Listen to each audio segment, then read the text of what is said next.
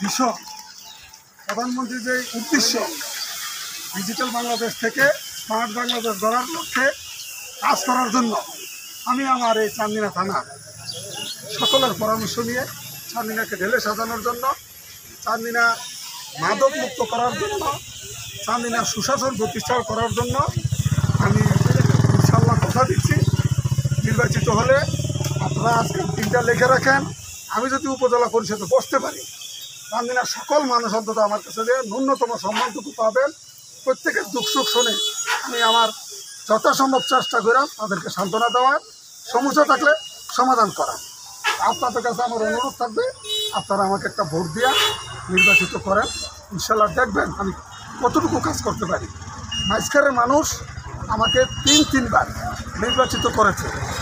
আমি একটা মাইজখারের সীমাবদ্ধতা ছিলাম, এখন মাননীয় প্রধানমন্ত্রীর সুযোগ দেওয়ার কারণে আমি অনেক বড় একটা স্বপ্ন দেখছি, উপজেলা নির্বাচন। এই স্বপ্ন বাস্তবায়ন করতে হলে জনগণের রায় লাগবে। ব্যক্তিগত আমি চেষ্টা করলে হবো না, জনগণের রায় চাই, জনগণের ভোট চাই। জনগণের আমি মাইজখারও জনগণের কারণে আজকে আমি টিকে আছি। জনগণের শক্তি, জনগণের সব কিছু। আমি সকল চান্দিনার সকল স্তরে দল মত নির্বিশেষে সকল স্তরের জনগণের প্রতি আহ্বান করবো, আমার এই উপজেলা নির্বাচনে 5 জুন নির্বাচনে আমার একটা ভোট দিবেন।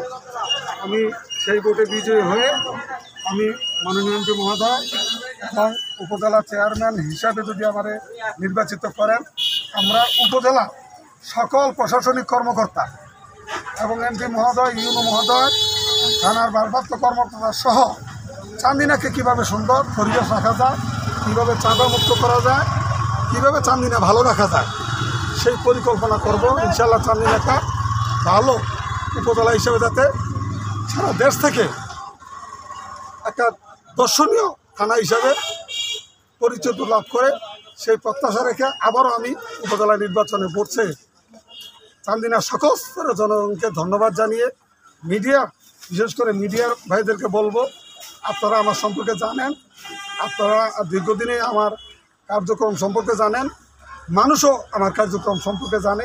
বিগত দিনের কাজগুলো আপনারা তুলে ধরবেন। আমি ভালো করছি না খারাপ করছি ওইটুকু মূল্যায়ন করে আমার একটা ভোট দিবেন।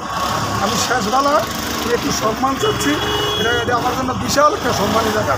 আর আমি এই সম্মান পাইলে আমি মানুষকে কীভাবে সম্মান করতে হয় ইনশাল্লাহ আমি ওয়াদা করলাম, আমি প্রত্যেকটা মানুষ যাতে আমার কাছে শান্তি পায়।